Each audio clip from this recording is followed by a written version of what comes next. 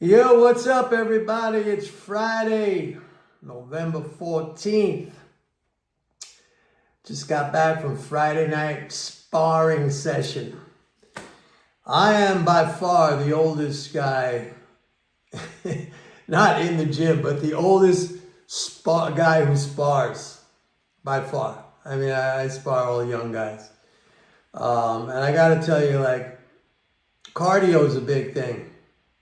That's a big thing for me. Like, I just don't have the same cardio that these young guys have. But, you know, one of the best ways to develop cardio, I don't run anymore. I bike, because running, it just messes up my joints. But the best way to do cardio is getting in that ring and sparring. All right, anyway, today, I got to be honest, was a disappointing day.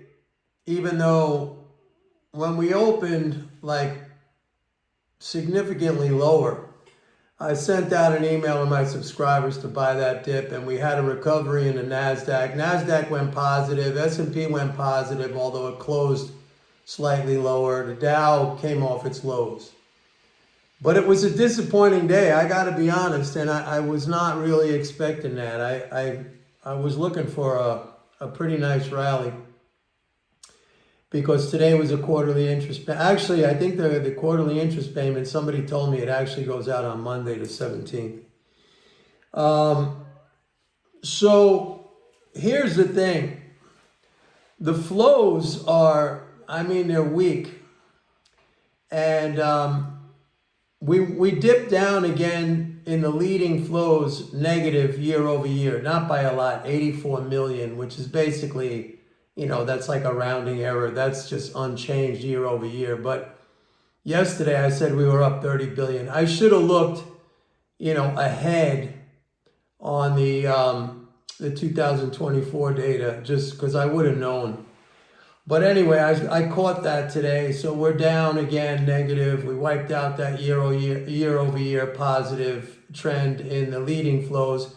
Now that's going to pop back up again positive once we get the quarterly interest payment. But you see what's happening. This is like a sawtooth. And I'm starting to think like we could be in a downtrend on these leading flows. I'm not making that call right now, because we still need to normalize in terms of regular government operation, because the shutdown just got finished yesterday. So, or what was it, Wednesday? So we still I need to see like at least a week's worth of data to really make an assessment on this. But the other thing is that net government transfers, all right, that's the level in the swimming pool. No good, man. It's now down 103 billion. That's a drop from last week of over 35 billion, like 38 billion, almost 40 billion drop from last week. So, that's just no good. And that's not going to go away. I keep saying that. I keep saying, I'm focused on the leading flows, because, that's like current flowing through the economy, That's the water coming out of the pipe. But the net transfers, they're dropping, and that's the tariffs. That is the tariffs. Now, I keep saying, we're actually, maybe we are in a new paradigm, in the sense that what is happening with these tariffs in terms of triggering more foreign net spending. I keep raising this point, and it's a very important point, because this is the real macroeconomic goal of the tariffs, is to get the foreign sector to be more of a net spender. Now, the problem is, like, we don't have data from the foreign sector.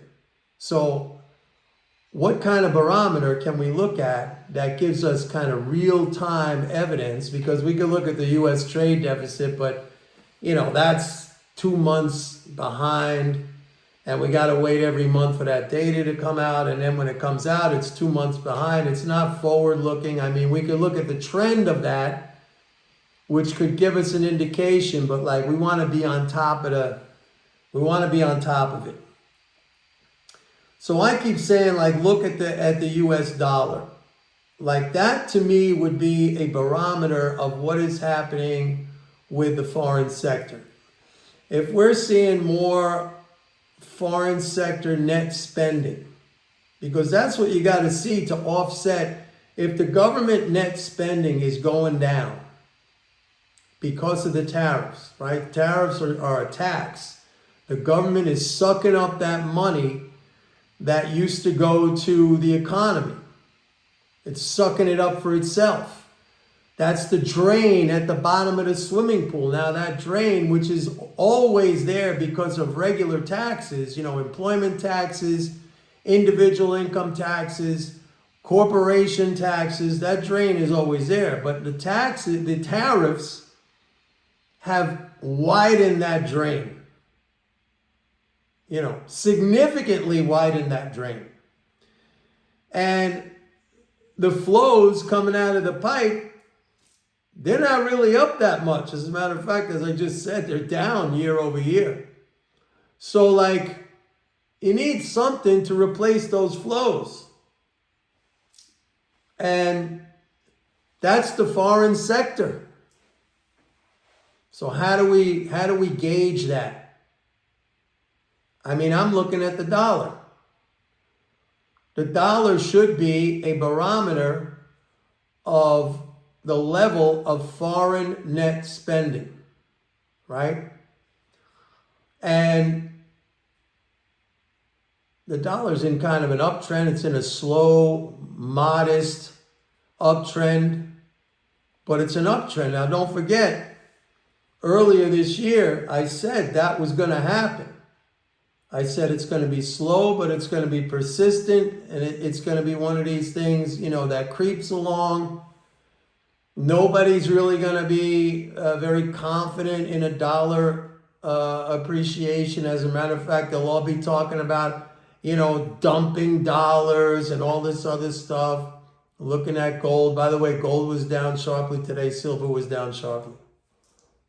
So, oh man, I have something. I punched in the mouth. So like, I need more data from the flows for this, for the next week. I mean, we'll go back to positive, but that's because of the quarterly interest payment. But then what? I mean, the trend right now, and it looks to me, and maybe it's just a shutdown. But you can't make an assessment. I cannot make an assessment until the government is back to full operation. That's number one. And number two, net government transfers, they're not going to get better.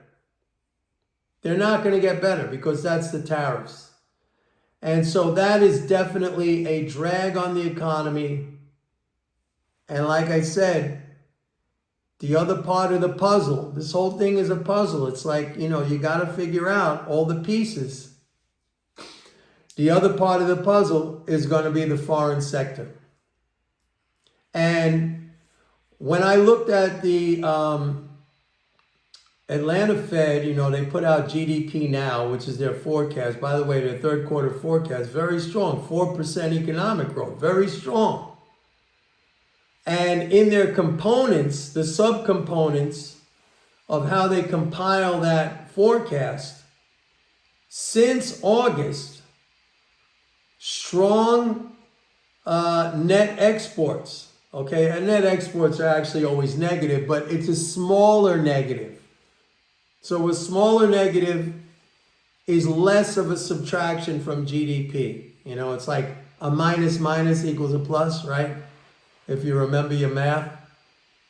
So that's another thing in those subcomponents when I looked at that, because that flipped around from the beginning of the year.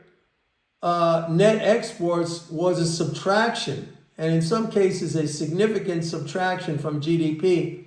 But since August, September, October, the last 3 months, it's been less of a subtraction. So that's happening. That is happening. So that's all I can tell you for now, basically. Sometimes you just need more information. I know there's a lot of people out there who, they want to know everything right now. Sometimes you can't know everything right now. You need more information.